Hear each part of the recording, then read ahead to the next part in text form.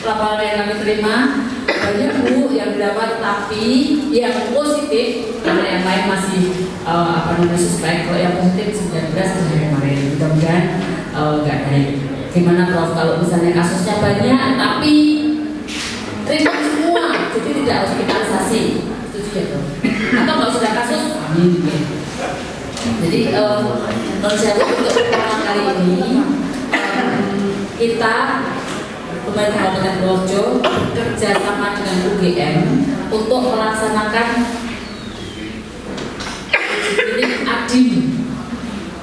ADIM RSC, dan terima kasih kepada Bapak Ibu.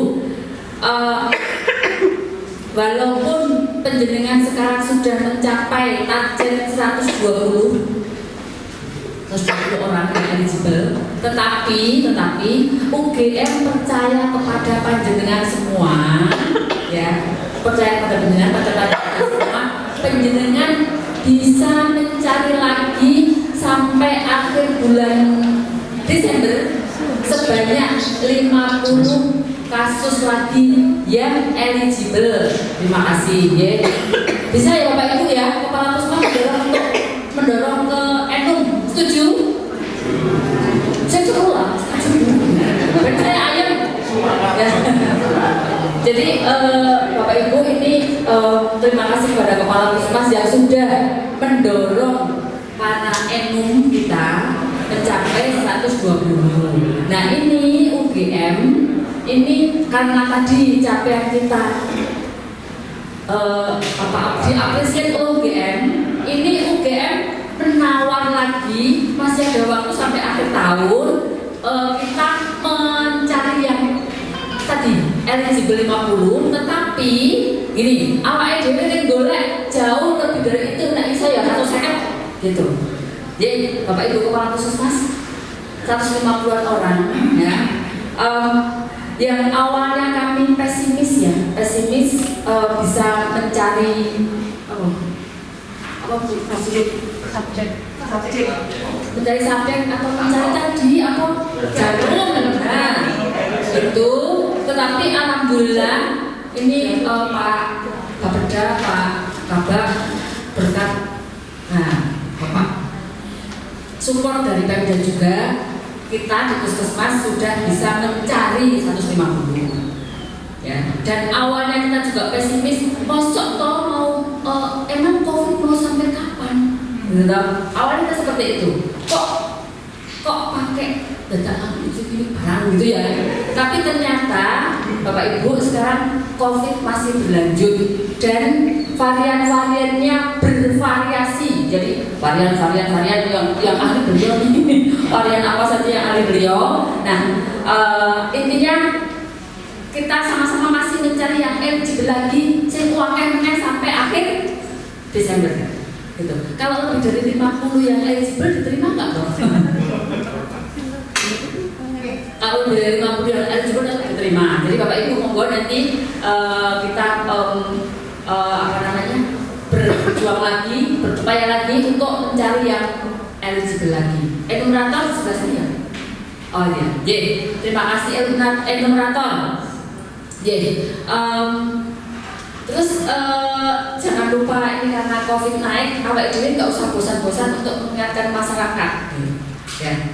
Inmendagri memang sudah diizinkan untuk buka masker di tempat tertentu 2 kali Inmendagri. Tetapi ben amane wae. Aman, biar aman kita semua. Penanggulangan COVID kita tahu semua ya sesuai regulasi. Salah satunya adalah masker dan protokol puskesmas terus wae. Ya, non saya ini karena saya jauh loh. Kan itu jaraknya 2 meter, ini kami jauh. Jadi kami ya, oke. Itu ya Bapak Ibu ya. Mohon maaf, kami tergantung pada Bapak Ibu. Mantan mohon maaf, nanti diteruskan oleh UGM ini. Tapi kami mohon maaf karena ada tamu. Mohon maaf, mantan mawon. Mohon maaf karena kami juga nanti ada acara, nanti Bapak Ibu Kepala Puskesmas dari rumah sakit untuk mengikuti sampai akhir karena ini ada oleh-oleh. Jadi UGM itu memberikan apresiasi ke kita plus sekaligus oleh-oleh ini. Di oleh-oleh materi oleh Prof. Julius Nggih. Nggih, mohon maaf nggih. Assalamualaikum warahmatullahi wabarakatuh.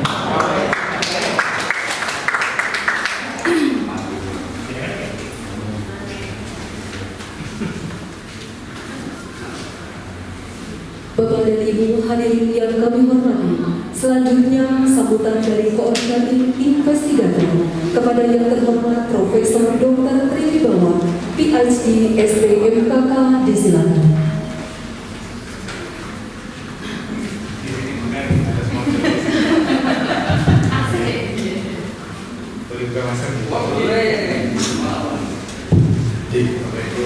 Assalamualaikum warahmatullahi wabarakatuh. Selamat pagi, yang kami hormati Ibu Kepala Dinas Kesehatan, Dr. Magister Presiden, yang kami hormati Bapak Ibu dari Sekda dan juga dari Sekda, yang kami hormati tuan rumah Dr. Sona, Direktur. Semuanya saya lebih tua dari beliau, tapi sama-sama beliau dan Bapak Ibu Kepala Puskesmas dan hadir, yang terhormat juga Bapak Ibu dan yang lain mungkin dari rumah sakit yang lain, dan juga Bapak Ibu yang berbahagia sekali saya mewakili teman-teman ini. Saya dari Prof. Julius dan Bu Supri Suprati dari UGM. Sekali lagi kami sowan kepada Bapak Ibu sekalian. Seperti kita ketahui bahwa sudah ada hubungan yang luar biasa, kerjasama yang luar biasa antara UGM dengan Pemda Kabupaten Purworejo, sehingga mulai awal tahun ini kita sudah bisa melaksanakan sebagian besar proses penelitian fase awal pengembangan vaksin COVID yang dikembangkan oleh UGM dan mitra yang lainnya. Terima kasih sekali Bapak Ibu yang dari Pemda karena kerjasama yang baik itulah serta dukungan dan dorongan dari Bapak sekalian kita bisa melaksanakan ya tadi untuk masuk baik ini mudah-mudahan bisa selesai dalam akhir tahun ini.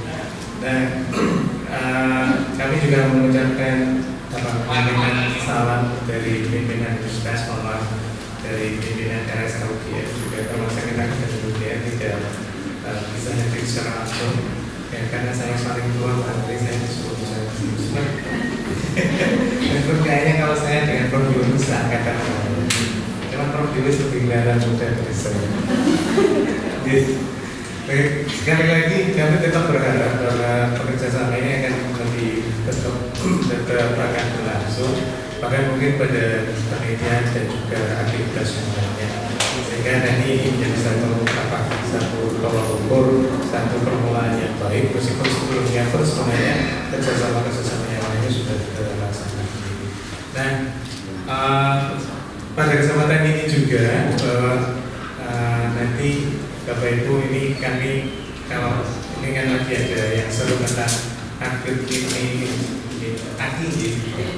dan ini daripada Bapak Ibu nanti yang meresani Prof. Julius dari TV mau di Metro TV atau di Trans TV. Nah ini sekarang aja sekalian meresani di sini dan juga bisa bertanya.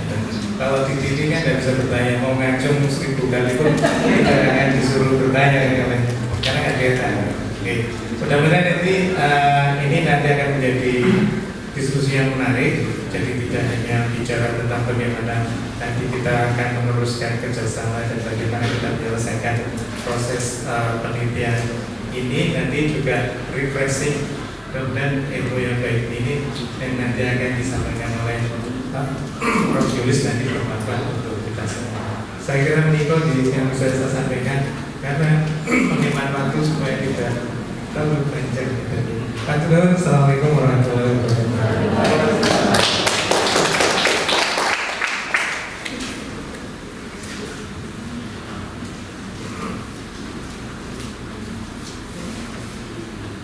Bapak Ibu hadirin yang kami hormati, selanjutnya sambutan dari tuan rumah RSUD RAA Cokronegoro kepada yang terhormat Direktur RSUD RAA Cokronegoro Dr. Tova Amarudin Spesialis TKL Magister Kesehatan, disilakan.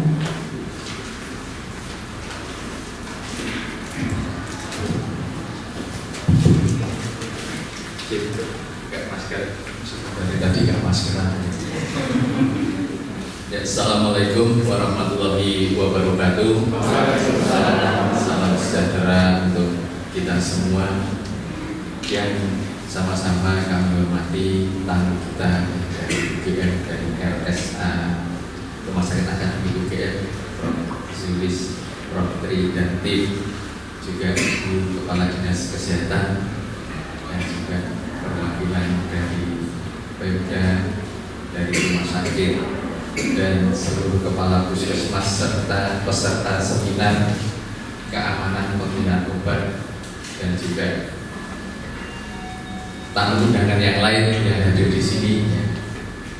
Kami mengucapkan terima kasih atas kepercayaan dari pihak UGM dan Dinas Kesehatan yang sudah bekerja sama dalam vaksin untuk COVID ini, sehingga bisa berjalan lancar dan memberi kepercayaan kepada kami untuk ditempati sebagai tempat seminarnya, tempat rapat koordinasinya, dan kami semua mohon maaf jika ada kurang sedikitnya dalam penyambutan kami. Tadi saya nggak tahu Prof.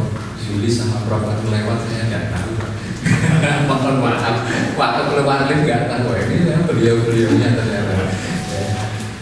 Ya, jadi pada kesempatan ini kami juga mohon izin saya numpang promosi rumah sakit program prokes kami yang jadi proper saya di Diklat PKA 3 untuk aksi perubahan, yaitu program Prawogerah Kondur Bunga yang merupakan program promosi kesehatan karena kami kemarin cukup prihatin sebelum ini bor kami hanya sekitar 20-25%, paling banyak 30 ya. Pada kesempatan ini kami meluncurkan 4 program yang pertama adalah barcode edukasi yang berisi tentang edukasi dan promosi kesehatan yang bisa diakses pengunjung rumah sakit melalui tempelan-tempelan berbarcode ya, kayak di rumah makan sekarang mau menu milih tinggal scan bisa tahu. Ya, ini kita sama ya, barcode edukasi. Yang kedua, kami memberikan bokmil ya, makanan gratis khusus untuk kelas 3, di mana di tempat kami cukup kesulitan untuk warung terutama pagi dan sore atau malam ya. Untuk yang kelas 2 ke atas kita siapkan untuk bisa delivery order dari bagian gizi kami dalam pemberian makanan ya. Lanjut. Kemudian yang ketiga, karena kami cukup kesulitan dalam akses, kami memberikan fasilitas untuk antar jemput pasien, di mana kalau kita ada yang butuh semua jauh dari dulu tinggal telepon nanti kita ambil, dan itu gratis. Kemudian untuk masyarakat yang sudah mondok di sini pulangnya kesulitan kendaraan, tinggal lapor dan kita siapkan untuk kita antar sampai ke rumah dan gratis. Lanjut. Ya, ini program Es Manis, yaitu excellent service, senyum yang manis ya. Ini dokter, dia kedua bidadari, perawat dan ini dengan staf dokter spesialis. Lanjut. Ya, ini yang terakhir program sudah kami launching kemarin bersamaan dengan HKM oleh Ibu Wakil Bupati. Lanjutkan. Ya, itu aja. Terima kasih. Sebelumnya jalan-jalan ke Surabaya menjalani nyebrang Madura. Ayo bangun Purworejo lewat Cokronegoro supaya Purworejo mulia. Ya, mungkin itu saja yang bisa saya sampaikan. Terima kasih atas kehadirannya semuanya, dan mohon maaf bila ada kekurangan dari kami semua dalam memberikan pelayanan kepada seluruh yang hadir di rumah sakit ini. Sekian, billahi taufiq wal hidayah. Assalamualaikum warahmatullahi wabarakatuh.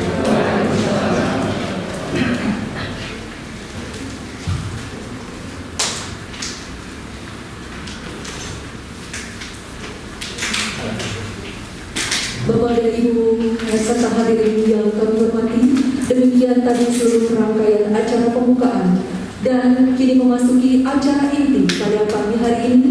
Untuk sesi pertama adalah seminar kesehatan mengenai keamanan penggunaan obat. Seminar ini nanti akan dipandu oleh moderator kita hari ini, yaitu Mbak Tifa Paskariani Sujarwarta, STR Kebidanan, Magister Kesehatan Masyarakat. Sebelumnya, tanpa mengurangi rasa hormat, Bapak dan Ibu hadirin yang kami hormati, sambil nanti mempersiapkan acara seminar, disilakan untuk menikmati hidangan yang sudah disediakan. Untuk moderator kita pada hari ini, beliau adalah Ko Pai Hai di uji klinis vaksin Adimun. Beliau adalah alumni dari Kebidanan Sekolah Vokasi UGM dan untuk S2-nya di Ilmu Kesehatan Masyarakat UI. Bapak dan Ibu yang kami hormati, ada pantun terlebih dahulu. Beli emas di toko emas emas, belinya perginya dengan naik motor. Marilah kita ikuti bersama seminar. Waktu sebelumnya kami serahkan kepada moderator, kepada Mbak Tifa Paskariani Sujarwarta, STR Kebidanan, Magister Kesehatan Masyarakat. Disilakan.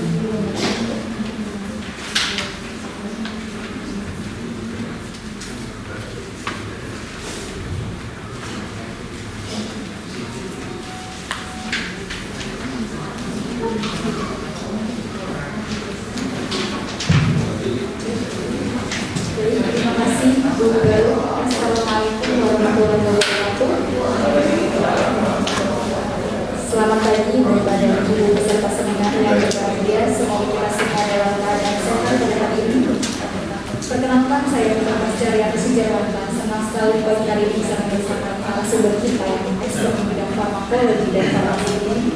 Dan pertemuan yang spesial adalah saya langsung dari sudut psikologi dalam seminar keamanan penggunaan obat meningkat kasus yang aku kita pada anak.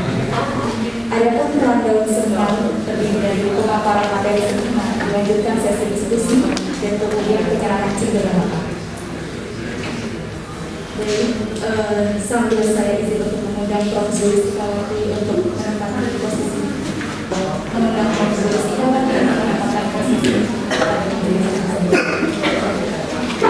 adalah kurikulum dari Profesor Dr. Zulis Ikawati, apoteker.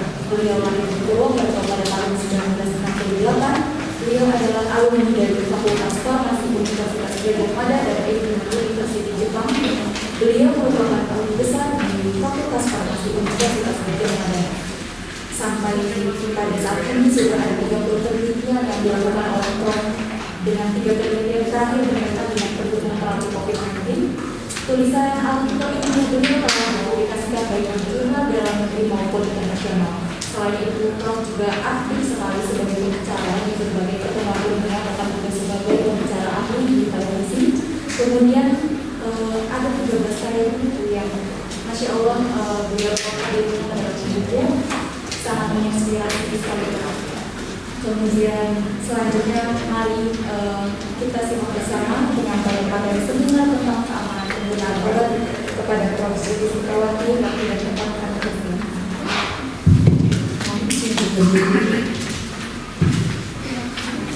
Selamat pagi, Assalamualaikum warahmatullahi wabarakatuh. Alhamdulillah, syukur sekali dari Allah SWT bahwa pada pagi hari ini menjelang siang bisa bersilaturahmi dengan Bapak Ibu sekalian. Terima kasih Bu Dani dan juga semua yang sudah hadir. Pada kesempatan ini sedikit kami akan berbagi tentang isu yang sedang menjadi concern kita bersama, yaitu adalah tentang keamanan penggunaan obat, khususnya menyikapi dengan adanya gagal ginjal akut pada anak. Mudah-mudahan nanti bisa bermanfaat. Baik, saya langsung saja. Ya, Bapak Ibu sekalian, jadi baru-baru ini gagal ginjal akut atipikal, progresif atipikal yang sering disebut sebagai GAPA gitu, terdeteksi meningkat drastis. Awalnya adalah pada bulan Januari sebetulnya sudah ada sedikit kasus yang dilaporkan, namun kemudian sangat drastis pada bulan Agustus, September, Oktober ini termasuk yang sangat meningkat, dilaporkan oleh sejawat dari Ikatan Dokter Anak Indonesia.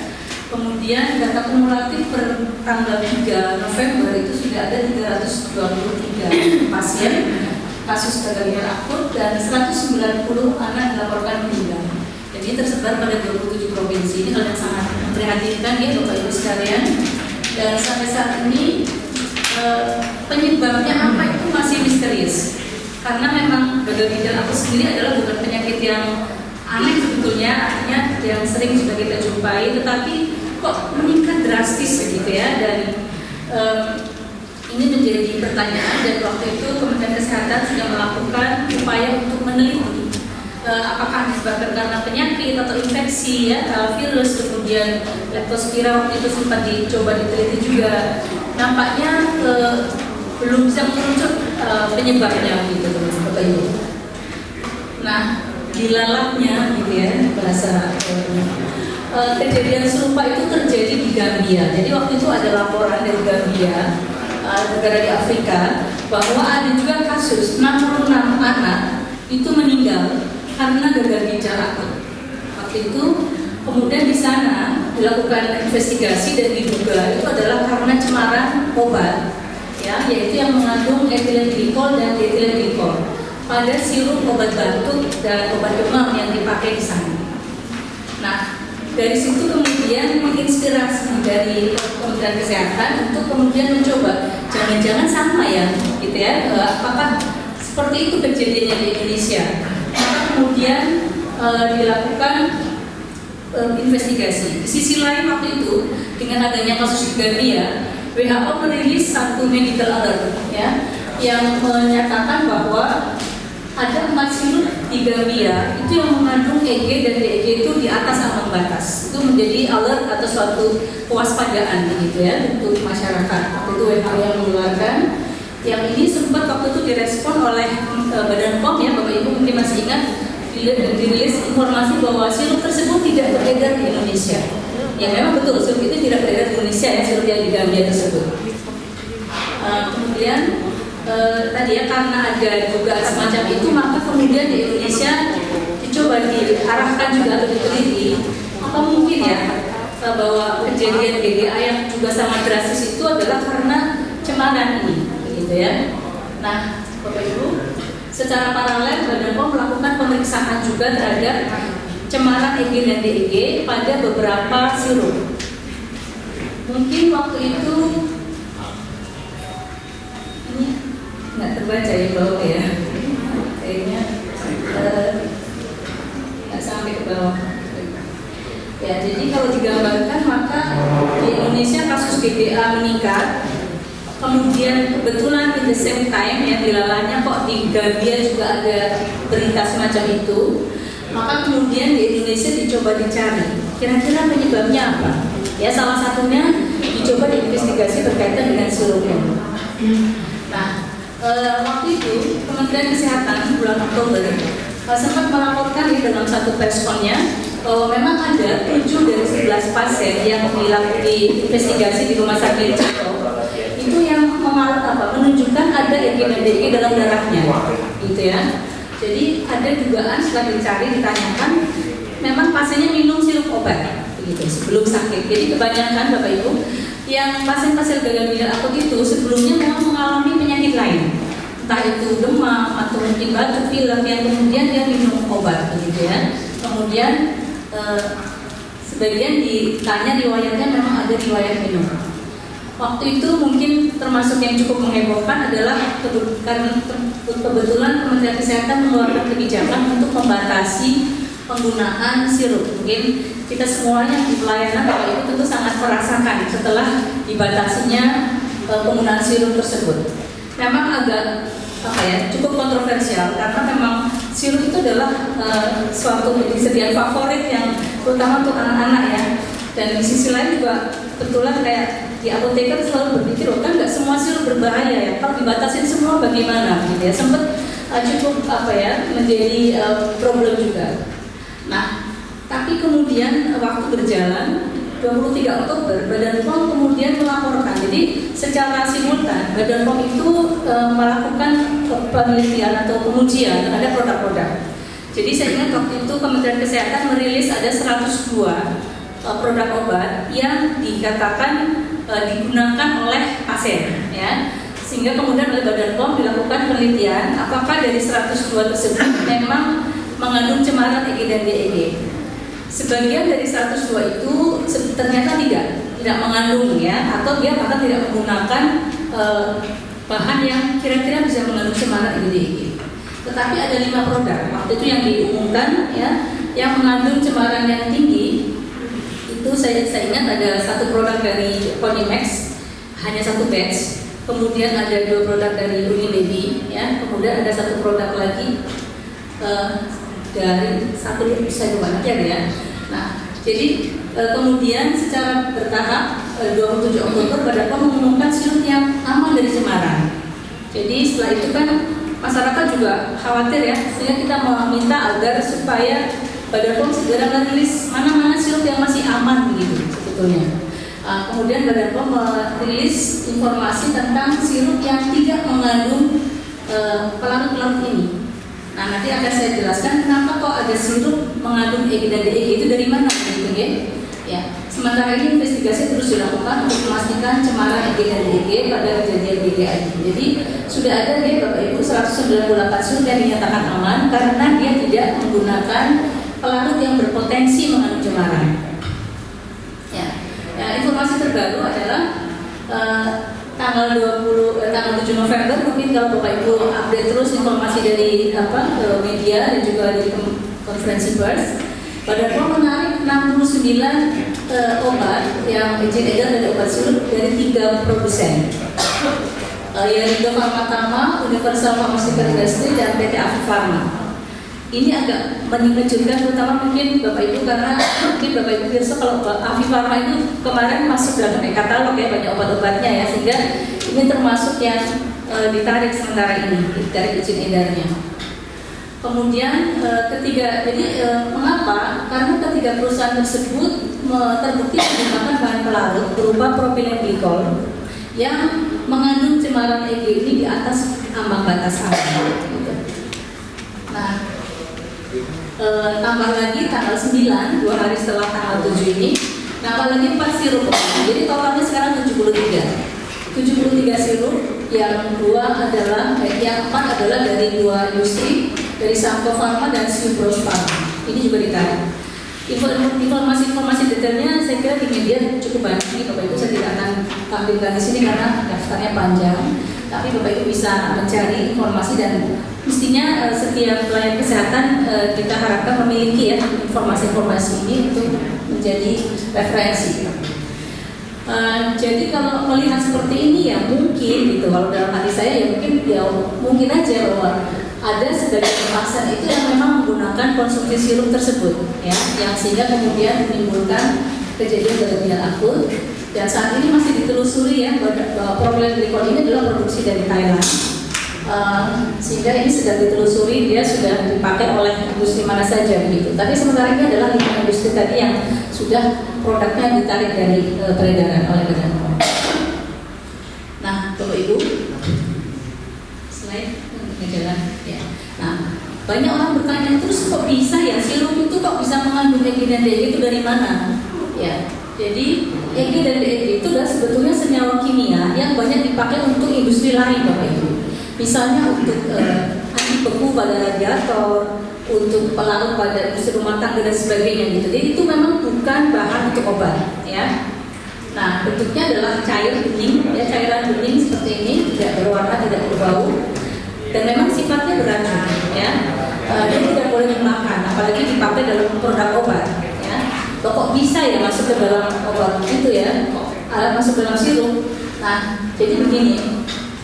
EG dan DEG itu dapat dijumpai sebagai cemaran atau bahasa Inggrisnya impurities, ya, dari senyawa posolfen ini. Nah, kenapa ada cemaran? Karena senyawa posolfen atau pelarut ini tidak mungkin di dunia ini diperoleh dalam keadaan yang sangat murni 100%.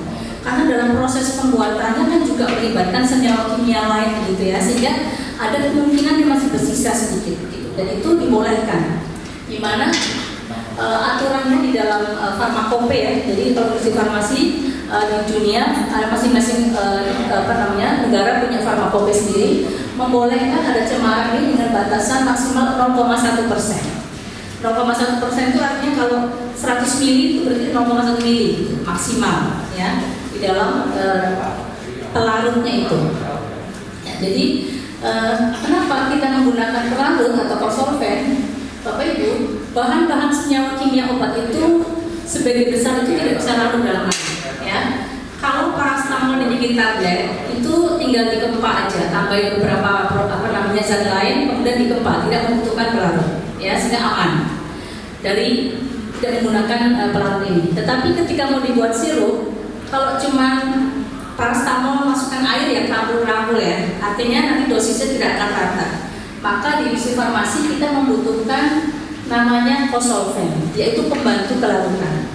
Jadi sirupnya itu tetap pelarutnya adalah air, tetapi air saja nggak cukup, ditambahin sedikit, barang 5-10% tambahan propilen glikol itu tadi, ya. Atau bisa saja selain propilen glikol itu ada 4 macam lain yang sering dipakai, yaitu polyethylene glikol, sorbitol, gliserol. Itu udah biasa juga dipakai, itu lazim, ya. Itu bukan bahan berbahaya Bapak Ibu, selama itu tidak mengandung cemaran yang di atas ambang, ya. Jadi itu adalah hal lazim dipakai untuk sirup-sirup yang bahan aktifnya itu tidak bisa larut atau suka larut dalam air.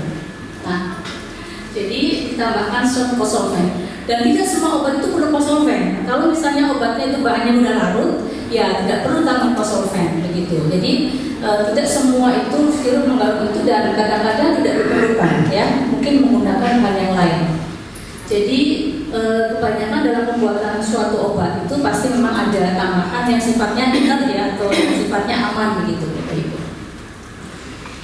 Nah, jadi sebetulnya kalau ngomong tentang obat adalah suatu komoditas yang sangat diatur dengan ketat regulasinya, ya. Dari mulai uji klinik kemudian sampai dipasarkan begitu ya. Jadi itu prosesnya adalah industri farmasi harus memiliki namanya sertifikat CPOB.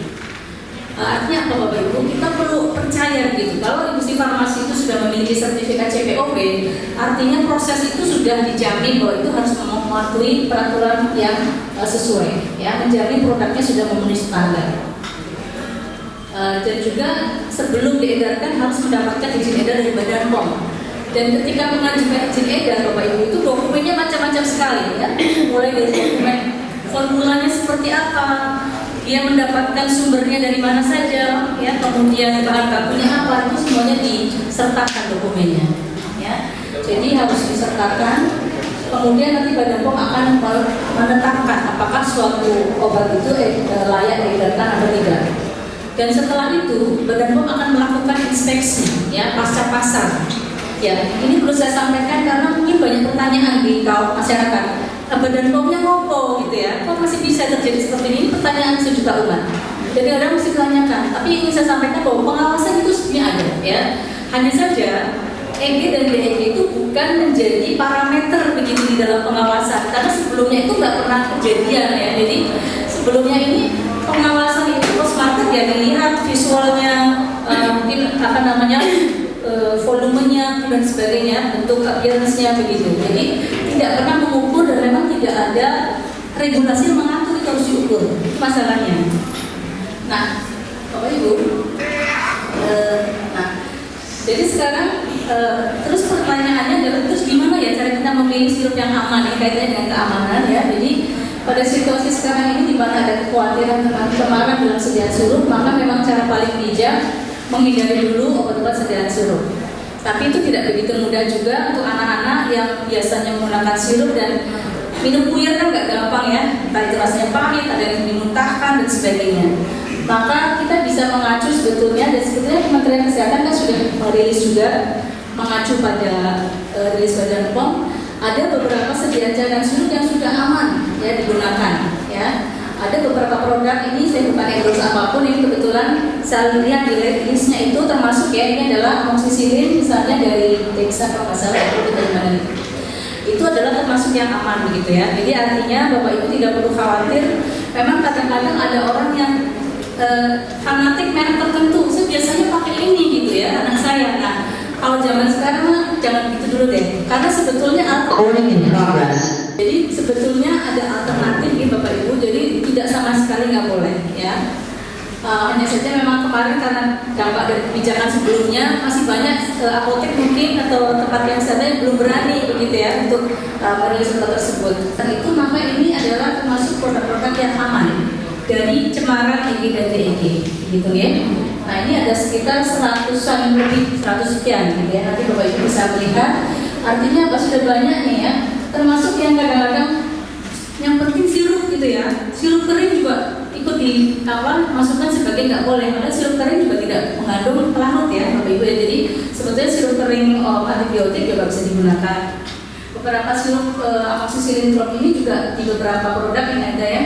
Jadi di beberapa industri ada yang merilis dan itu aman gitu ya. Sehingga Bapak Ibu bisa mengacu sebetulnya pada rilis tersebut ya.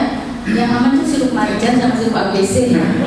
Nah tapi itu kalau kebanyakan ya sakit diabetes ya dia. Baik. Berikut yang lalu. Nah sekarang bagaimana? Ya nggak apa-apa, baik-baik. Ya udah nggak apa-apa berarti ya. Karena sekali lagi begini Bapak Ibu. Ternyata juga adalah batch by batch. Jadi batchnya itu beda. Ini pertanyaan sejuta umat juga. Loh dulu aman kok sekarang jadi masalah ya? Nah berarti kan dulu mungkin tidak menggunakan ini. Jadi obat itu kan diproduksi itu kan tidak langsung banyak gitu ya. Tapi kayak bikin kue itu ada adonan-adonannya. Adonan hari ini sama adonan mungkin kapan lagi gitu ya. Nah kebetulan nampaknya batch yang tahun ini barangkali itu yang ada perubahan sources, perubahan bahan baku yang kayaknya ini yang kemudian diduga ada cemaran. Karena terbukti beberapa produk itu tadi ternyata memang cemarannya tinggi begitu. Jadi mungkin ya dilalah ya, istilah accident juga ya, bahwa tahun ini kebetulan pas menggunakan sources tersebut. Tapi tahun lalu barangkali enggak, tahun sebelumnya enggak, makanya enggak pernah ada kejadian seperti ini begitu ya. Jadi ini kemungkinan seperti yang ini sedang dilacak ya. Jadi kalau misalnya udah terlanjur minum dan enggak ada gejala ya sudah hampir ya, baik-baik. Maka sebetulnya nggak usah terlalu khawatir, tetapi memang kita harus mengawasi Bapak Ibu kalau ada gejala-gejala misalnya mual, muntah, kehilangan kesadaran, kurangnya kesadaran, nafas cepat ya, tidak pipis, itu mungkin ada gejala-gejala ke sana. Ya, mungkin minum yang banyak aja ya untuk mempercepat eliminasi. Mungkin saya ambilkan slide satu lagi. Ya, jadi kewaspadaan yang perlu kita lakukan untuk masyarakat adalah kalau pasien berusia kurang dari 18 tahun, karena memang kejadiannya pada anak-anak. Kemudian ini saya ambilkan dari panduannya Kementerian Kesehatan ya. Ada gejala demam, infeksi saluran nafas akut atau gejala infeksi saluran cerna, disarankan membawa ke FKTP terdekat. Kemudian di FKTP sendiri, jika ada pasien mendapatkan gejala klinis tersebut, maka sarankan kepada orang tua untuk memantau tanda bahaya umum ya. Kalau ini kan memang nggak khas ya, gejala diare, mual itu kan nggak khas, bisa saja penyakit lain. Tetapi yang khas untuk GGA ini adalah urinnya yang kemudian awalnya mungkin urinnya pekat begitu ya, kemudian berkurang. Jadi bila urin berkurang, kurang dari setengah mili per kilogram berat badan per jam dalam 6-12 jam atau bahkan tidak ada urin sama sekali, maka pasien segera dirujuk ke rumah sakit. Memang online farmasi yang memang resmi dari Kementerian Kesehatan. Tapi kalau yang online kayak marketplace seperti Tokopedia, Lazada atau apa yang jualan obat, saya sarankan tidak, karena tidak ada yang ngawasin. Jadi kalau belilah di tempat yang resmi seperti di apotek, kemudian mintakan pilihan karena di apotek pasti juga ada daftar tadi. Misalnya kalau parastamol bisa bikin panadol yang kunyah ya, bukan endorse juga, tapi ini memang mahal harganya. Atau mungkin bentuk lain ya, atau memang bisa puyer. Dan kemudian saya ingin ini slide-nya di fullkan aja. Saya suka pakai animasi, cuma ini posisinya lagi agak susah. Ya, jadi misalnya yang mungkin sering ditanyakan adalah tentang parastamol, karena ini obat sejuta umat juga banyak sekali yang menggunakan. Dosis parastamol adalah 10-15 mg per kilogram berat badan ya, sekali minum. Untuk orang dengan dosis dengan berat 30 kg ke atas bisa menggunakan dosis dewasa. Kalau anak-anak 10 kg, dia bisa mengkonsumsi sekitar 100-150 mg sekali minum dan dapat diulang 4 kali sehari maksimal. Nah, maksud saya begini Bapak Ibu, jadi kadang-kadang ada tuh dalam media sosial, sering saya lihat ada oh bisa nih diperapat gitu ya. Misalnya anaknya tablet 500 disuruh perapat sendiri gitu, di seperempat gitu, karena butuhnya 120 mili. Nah itu saya tidak sarankan sebetulnya untuk melakukan sendiri, karena untuk masyarakat umum ya, yang itu kan tidak punya kompetensi, dan itu lem merapat itu mungkin jangan-jangan nggak sama besar ya dan sebagainya, nanti dosis mungkin akan berkurang. Maka saya sarankan kalau memang mau belilah di apotek dan minta sama apotekernya di situ untuk dibikinkan puyer. Misalnya dengan satuan 120 mg atau mungkin 250 mg per satu puyernya, itu sebenarnya bisa. Jadi kita bisa memiliki sediaan puyer untuk misalnya kebutuhan anak kita sesuai dengan tadi ya 125 mg misalnya sekali minum sesuai dengan berat badan dari anak kita. Jadi mintakan ke apotek misalnya membuat bungkusan seperti itu. Dibandingkan dengan kita merapat sendiri tadi ya dari tablet 500 mg. Dan itu puyer kan biasanya juga bisa ditambahin dengan pemanis dan sebagainya supaya anak bisa mudah minumnya. Baik, slide selanjutnya. Sedikit lagi saya kira slide berikutnya, mohon maaf. Ya, kemudian kan banyak juga tuh anak-anak yang butuh vitamin begitu ya, karena kebanyakan sirup itu adalah sirup vitamin. Terus boleh nggak? Ya sebetulnya sebagian sirup sudah ada yang bisa digunakan ya, nanti bisa dicek juga beberapa obat herbal. Waktu itu saya lihat ada juga yang sudah merilis ya, Badan POM sudah menyatakan misalnya, mohon maaf menyebut ya, kayak antangin, OB herbal itu sudah termasuk yang aman karena tidak menggunakan 4 pelarut tersebut. Tapi kalau vitamin ini kan bukan sesuatu yang harus ya Bapak Ibu, artinya bisa diperoleh dari makanan ataupun buah-buahan, sehingga saya sarankan menggunakan dari sumber alami dulu nih untuk anak-anak ya. Tidak perlu harus menggunakan vitamin dalam bentuk suplemen atau sirup jika memang tidak membutuhkan dalam dosis yang besar. Misalnya kalau lagi sakit memang kita kadang-kadang butuh dosis yang agak besar ya. Tapi misalnya memang dibutuhkan ya pakailah kayak tablet hisap atau apa yang itu tidak lagi menggunakan jenis pelarut ya tadi ya yang berpotensi mengandung cemaran. Dan mungkin terakhir ini banyak juga yang menanyakan apa kalau gitu kita beralih ke obat herbal saja. Monggo, itu silahkan. Tidak selalu obat herbal itu pasti lebih aman dari obat kimia juga, tetapi obat kimia pun juga tidak berarti tidak aman gitu Bapak Ibu. Jadi saya kira tidak bisa digeneralisir, harus sesuai kebutuhan. Tidak semua obat herbal dapat menggantikan obat kimia ya, termasuk untuk obat untuk penyakit-penyakit yang berat. Tapi monggo aja sebagai suplemen begitu ya, tambahan bisa ya. Jadi obat kimia masih banyak yang aman juga, tetapi kalau mau ditambah dengan obat herbal juga bisa membuat sendiri ya untuk menjaga kesehatan. Jadi saran saya adalah memang jagalah kesehatan, jangan sampai putra-putri kita sakit sampai membutuhkan obat gitu ya yang mungkin berpotensi tadi ya menimbulkan atau ada cemaran. Baik, saya kira mungkin saya sudah sampai. Mohon maaf ini agak buru-buru karena tergantung karena waktunya. Jadi Bapak Ibu sekalian, gagal ginjal akut memang masih menjadi kekhawatiran bersama dan penyebabnya masih terus diselidiki. Memang ada dugaan disebabkan EG dan DG pada kadar tinggi dari obat-obat sirup tertentu sehingga mungkin perlu dihindari. Tapi kita masih bisa menggunakan obat-obat yang sudah dinyatakan aman dari Kementerian Kesehatan maupun Badan POM ya. Sehingga bisa dirujuk oleh masyarakat. Tetap waspadai gejala-gejala kalau ada yang mengarah pada gagal ginjal akut dan bawa ke rumah sakit jika ada dijumpai hal yang demikian. Dan jaga kesehatan putra-putri kita dengan pola hidup yang sehat, makanan bergizi, istirahat cukup, dan gunakan obat jika benar-benar diperlukan. Ya, demikian yang bisa disampaikan. Mohon maaf jika mungkin agak terburu-buru, dan konsultasikan pada ahlinya, nggih Bapak Ibu. Saya kira di sini semuanya ahli-ahli semuanya, tapi mungkin ini adalah edukasi pada masyarakat bahwa konsultasikan masalah penyakit dan obat pada tenaga yang berkompeten ya, tenaga kesehatan. Dan kita bisa membantu masyarakat untuk mendapatkan keamanan dari obatnya. Terima kasih, saya kembalikan pada pembawa acara moderator dan mohon maaf kalau banyak kekurangan. Assalamualaikum warahmatullahi wabarakatuh. Waalaikumsalam warahmatullahi wabarakatuh. Terima kasih sekali atas pemaparan update knowledge tentang keamanan penggunaan obat dari Prof. Zulis Sukawati. Sangat menarik sekali Prof, ini update-nya dan bermanfaat. Berikutnya kita memasuki sesi diskusi Bapak Ibu sekalian. Namun mohon maaf Bapak Ibu karena ada Prof akan pindah ke Jogja, jadi kami batasi untuk satu penanya. Apakah Bapak Ibu ada yang ingin bertanya? Baik. Mohon izin Bapak menyebutkan nama untuk instansi dan juga pertanyaan.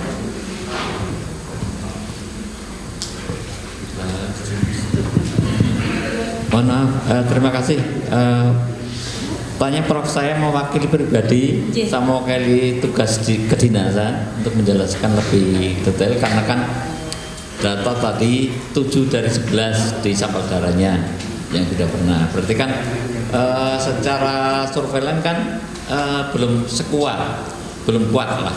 Artinya kalau memang EG dan DEG penyebabnya kan berarti ada riwayat yang kasus berarti yang sudah pernah minum. Nah, ini nanti meskipun kita sudah ada solusi berarti gunakan daftar yang aman, sebenarnya sudah ada semacam sounding yang jadi bocoran, tidak akan kami sampaikan kepada publik. Sebabnya sebenarnya apa sih gitu. Artinya ada misteri sampai berkepanjangan segini terkait juga dengan pengawasan pasca pasar. Ternyata mungkin saja bahwa di saat mendaftarkan baik, tapi di saat di luar masa pendaftaran mungkin kembali ke larut yang enggak betul. Kemudian yang herbal tadi Profesor Julius sudah mengatakan bisa diramu, tapi kalau regulasi farmasi kan bisa saja belum tentu itu herbal, karena herbal itu harus bertanda khusus, termasuk misalnya yang tadi diramu mungkin saja jamu gitu. Monggo minta penjelasan lebih detail untuk bahan saya komunikasi dengan masyarakat. Iya, matur nuwun sangat. Jadi yang pertama tadi mengenai penyebabnya. Penyebabnya memang gagal ginjal akut sendiri tadi dikatakan memang belum dipastikan, tetapi memang dengan adanya penemuan dari Badan POM bahwa memang ada beberapa produk yang memang EG dan DEG-nya tinggi, memang beberapa kasus barangkali memang disebabkan karena itu, Pak. Beberapa kasus. Tetapi mungkin kasus yang lain tadi karena ada beberapa informasi juga bahwa nggak minum loh ya, nggak minum sirup kok mengalami juga gitu. Berarti kan memang ada kemungkinan kasus penyebab yang lain, entah itu idiopatik atau mungkin yang lain begitu. Jadi kalau makanya ini studinya masih tetap berjalan. Dari Kementerian Kesehatan sedang melakukan case control study juga, dan juga Badan POM sedang akan melakukan juga untuk melihat hubungannya sebetulnya apa gitu. Hanya saja karena sudah diketahui beberapa yang mengalami, sudah ada beberapa yang EG/DEG tinggi, maka kita udah mengerucut nih Bapak. Artinya di luar itu berarti tadi ya memang kita harus saya minta Badan POM untuk segera merilis yang sisanya begitu. Karena sisanya juga masih banyak yang sebetulnya cukup aman. Dan kalau saya pribadi melihatnya adalah memang dari industri farmasinya Bapak. Memang betul industri farmasi yang kemarin dalam press release-nya Badan POM selalu disebutkan ada maturitas, ada level kematangan atau maturitas yang berbeda. Oke, jadi yang saya lihat memang beberapa industri farmasi yang disebut tadi ada 5 itu mungkin yang levelnya sedang ke bawah gitu. Karena itu yang bukan yang kayak yang besar-besar gitu. Karena saya yakin kalau yang besar-besar mereka nggak akan bunuh diri kok. Mereka nggak akan mau melakukan sesuatu yang nggak comply, itu yang akan membunuh diri mereka sendiri gitu. Jadi mungkin itu, tapi itu pun ada 2 macam, sengaja atau tidak, itu yang kita belum tahu. Karena kalau sengaja membunuh kayaknya juga enggak sih, nggak mungkin lah. Tapi kelalaian mungkin ya. Jadi kelalaian misalnya tidak memeriksa bahan bakunya seperti itu. Karena saya dengar bahwa salah satu industri farmasi juga menshoe atau mempolisikan suppliernya gitu, karena suppliernya juga yang harus bertanggung jawab dong gitu, karena dia mensuplai bahan baku yang tidak memenuhi syarat begitu. Jadi tapi dengan sudah diketahuinya seperti itu sebenarnya udah mengerucut ya, artinya kita masih banyak kok sirup-sirup yang sebetulnya dibuat dengan cara yang baik dan itu sebetulnya aman walaupun mengandung 4 larut itu, begitu Bapak. Berarti kasus pandemi yang 1 bed. Iya. Nah, itu sebetulnya juga ini apa ya? Ini mungkin di ruangan ini saja. Saya sendiri kebetulan banyak kenal dengan orang Onimex dan mereka juga heran sendiri, Bapak. Kok bisa ya? Padahal termorek itu, sebut mereknya, itu kan zaman saya kecil aja kan dulu iklannya termos es gitu kan. Nah, itu tuh dan mereka termasuk industri yang besar yang komplain gitu. Mereka juga awalnya nggak yakin bahwa mereka punya data. Jadi mungkin kemungkinannya adalah ke analisisnya. Jadi karena memang analisis EG dan DEG pada produk akhir itu kan baru pernah dilakukan nih sekarang. Sehingga metode analisisnya itu kan juga kemarin mungkin masih belum valid atau bagaimana, sehingga menduganya juga ini jangan-jangan mungkin karena ada pakai GC ya, pakai gas kromatografi, ada peak begitu, yang peaknya itu jejeran, sebetulnya itu mungkin senyawa lain, tetapi itu terbaca sebagai EG, mungkin bisa seperti itu, mungkin, tapi karena udah rilis kan, ya udah ini, makanya Badan POM istilahnya ngelesnya ya itu kan satu batch doang, yang lainnya kan aman begitu, ya karena udah terlanjur dirilis ya, tapi itu sebenarnya udah berdampak lumayan sih sebetulnya buat Konimex. Tapi kalau yang lain memang kebetulan memang EG-nya itu jauh lebih tinggi, jadi sampai ratusan, mungkin puluhan kali lah dari ambang gitu ya, dan itu dugaannya memang ada cemaran yang berasal dari propilen glikolnya gitu. Jadi sumbernya itu dari Thailand itu memang ada dugaan jangan-jangan memang kecampuran begitu loh. Nah itu yang sedang diselidiki begitu Pak. Jadi memang dengan penemuan ini saya kira lebih mengerucut ya, jadi kita sih sebetulnya oke, memang ada yang kena itu, tapi sebagian saya kira mungkin masih aman untuk digunakan gitu. Kemudian tentang herbal tadi, herbal memang di Indonesia kan kita punya ada 3 macam klasifikasi ya, jamu, obat herbal terstandar, dan juga fitofarmaka. Kebetulan belum lama juga ada yang merilis, kebetulan ada satu industri yang cukup besar juga yang sering memproduksi seperti Deltoma itu memproduksi OB herbal, Antangi dan sebagainya, mohon maaf menyebut merek, tapi ini kebetulan itu termasuk yang sering dipakai di masyarakat, dan itu sudah dinyatakan tidak mengandung 4 macam pelarut tersebut, sehingga itu termasuk yang aman lah digunakan karena cemaran itu berarti tidak ada begitu. Sementara seperti itu, sedangkan yang produksi yang lain kita masih menunggu Bapak Ibu karena kita perlu pernyataan dari Badan POM juga. Ngaten,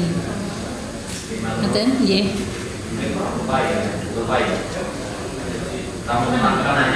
Ya Allah. Ini soalnya soalnya pakai masker saya tuh, ya Allah. Ini teman satu angkatan saya Bapak Ibu, aduh. Sekarang jadi bos di sini. Nggih, matur nuwun Pak Trianto, saya tuh nggak lihat, saya udah lama sekali nggak ketemu Bu, jadinya suaranya pun sudah nggak inget lagi nih. Nggih, matur nuwun sekali seperti itu. Nggih. Baik, terima kasih Bapak Trianto. Jadi reuni nih Pak Tri dan Prof Zulis. Baik, karena waktu sudah menunjukkan pukul 10.51, saya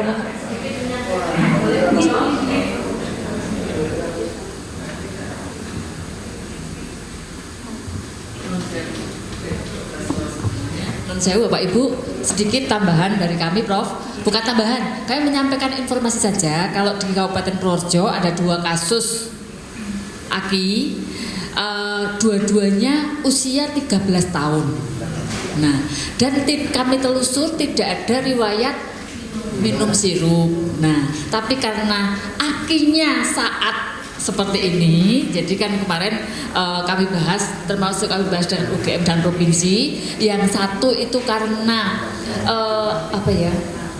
autoimun. Kalau yang satu memang aki tapi bukan karena sirup. Nah, terus satu lagi dari puskesmas, main karena saking khawatirnya, kami dari puskesmas ada kiriman, tapi di rumah sakitnya Pak Doni, ini di rumah sakit Citro dinyatakan bukan aki. Jadi alhamdulillah Purworejo tidak ada kasus. Satu, tapi yang satu itu bukan karena sirup, ngoten. Nggih, atur informasi itu aja. Tambahan informasinya. Mudah-mudahan segera berlalu nggih di badai ini, soalnya menyulitkan sekali di lapangan. baik. Matur nuwun Ibu Dinkes atas tambahan infonya. Kemudian izinkan saya menarik kesimpulan dari seminar kesehatan keamanan penggunaan obat oleh Prof. Zulis Ikawati pada hari ini. Jadi penyebab kasus gangguan ginjal yang meningkat sejak Agustus ini masih terus diselidiki Bapak Ibu. Untuk dari segi kebijakan, Kemenkes dan juga BPOM sudah mengeluarkan surat edaran dan juga list untuk obat-obat yang aman perlu digunakan. Kemudian pesan dari Prof, dianjurkan kita semua untuk tidak beli obat secara online karena tidak ada monitoringnya, sehingga belilah obat di apotek yang terlisensi. Kemudian senantiasa menerapkan pola hidup sehat, makanan yang bergizi, istirahat cukup, dan juga menggunakan obat jika benar-benar diperlukan. Kami haturkan terima kasih banyak kepada Prof. Zulis Ikawati yang telah berkenan memberikan update knowledge yang sangat menarik hari ini. Kami turut mengapresiasi atas partisipasi Bapak dan Ibu hadirin hari ini. Dengan segala kerendahan hati, saya selaku moderator memohon maaf apabila ada yang kurang berkenan selama saya memandu. Izinkan saya juga menutup dengan pantun. Ketentraman ada di benak, pastikan keamanan obat. Terima kasih sudah menyimak, semoga membawa manfaat. Kemudian kami lanjutkan untuk acara berikutnya, yaitu penyerahan cindera mata kepada Bapak Setda, kemudian kepada 1 orang penanya dan juga 4 kepala puskesmas dari Puskesmas Loano, kemudian Puskesmas Butuh, Gerabak, dan Pituruh. Mohon izin untuk kami mengundang Bapak yang sudah kami sebutkan atau Ibu yang kami sebutkan untuk maju ke depan.